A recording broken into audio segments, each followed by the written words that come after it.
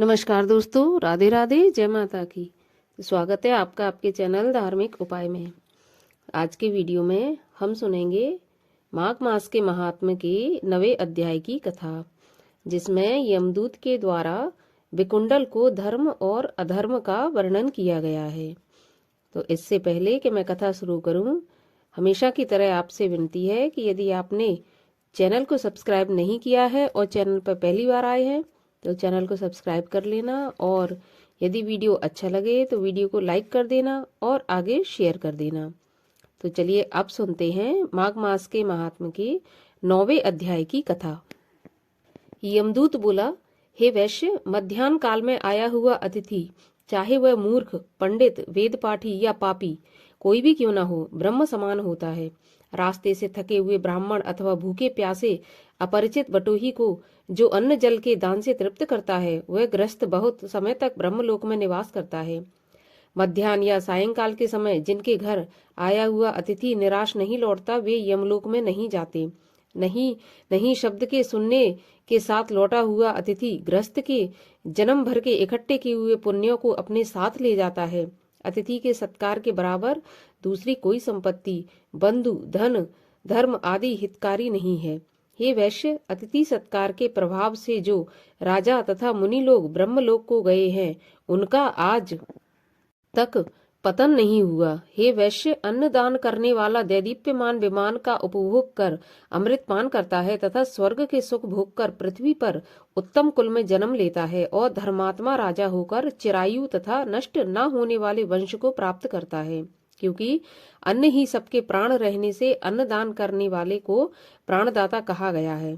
हे वैश्यवर, जब केसरी ध्वज राजा स्वर्ग से निपतित हुआ, तब वैवस्वत देव ने दयापूर्वक उससे कहा, हे राजन, कर्म भूमि मृत्यु लोक में जाकर यदि तुम फिर से स्वर्ग के इच्छुक हो तो अन्नदान अवश्य करना। हे वैश्य, यह बात मैंने स्पष्ट धर्मराज के मुख से सुनी है।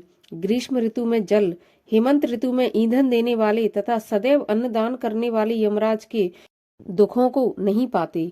जो मनुष्य 6 महीने के अंदर ज्ञान व अज्ञान से छोटे बड़े और वाणी, मन तथा शरीर से किए हुए पापों का प्रायश्चित नहीं करता, तो वह नरक भोगता है, और जो प्रायश्चित करता है तो वह देवता और गंधर्वों से शोभित लोक को पाता है। हे वैश्य, जो मनुष्य वेद माता गायत्री या दूसरे वैदिक मंत्रों को जपते हैं और नित्य सुबह शाम अग्नि में हवन करते हैं, ऐसे विप्र अक्षय गति को प्राप्त होते हैं। जो नित्य व्रत का आचरण करने वाले, तीर्थों का सेवन करने वाले और जितेंद्रिय हैं, वे यमराज को नहीं देखते।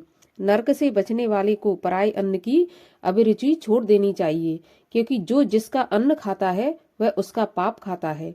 हे वैश्य, जो मनुष्य नित्य प्रति प्रातःकाल स्नान करता है, उसके बाहरी तथा भीतरी सब पाप नष्ट हो जाते हैं और वह नरक में नहीं जाता। जो लोग स्नान किए बिना भोजन करते हैं, वे सदैव मल खाने वाले होते हैं।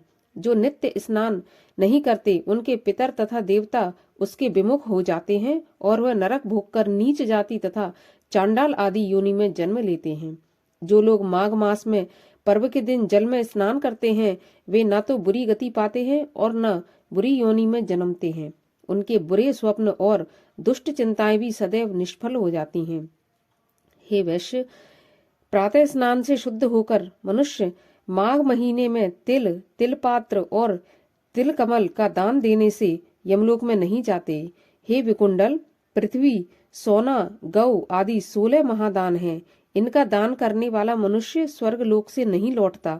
बुद्धिमान लोग पुण्य तिथियों में व्यतिपात और संक्रांति के दिन स्नान करके यदि कुछ भी दान करता है तो वह बुरी गति में नहीं पड़ता और संसार में गरीब कुल में पैदा नहीं होता है।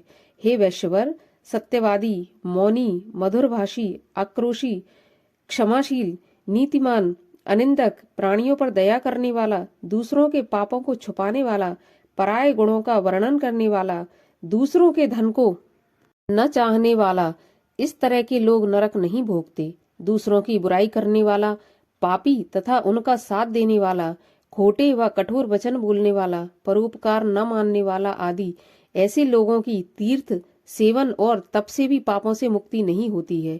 ये लोग बहुत समय तक नरक भोगते हैं। जितेंद्रिय और जिताहारी पृथ्वी के सब तीर्थों में स्नान करने से यमलोक में नहीं जाते। तीर्थ में न पाप करें, न किसी की जीविका करें। तीर्थ में दान लेना और धर्म की बिक्री करना भी छोड़ दें, क्योंकि तीर्थ में किए गए पाप बड़ी कठिनता से दूर होते हैं। ऐसा पाप करने वाला मनुष्य नरक का गामी होता है। इसी के साथ 9वें अध्याय की कथा समाप्त होती है। अब मैं मिलती हूँ आपसे अगले वीडियो में 10वें अध्याय की कथा के साथ। तब तक के लिए राधे राधे, जय माता की।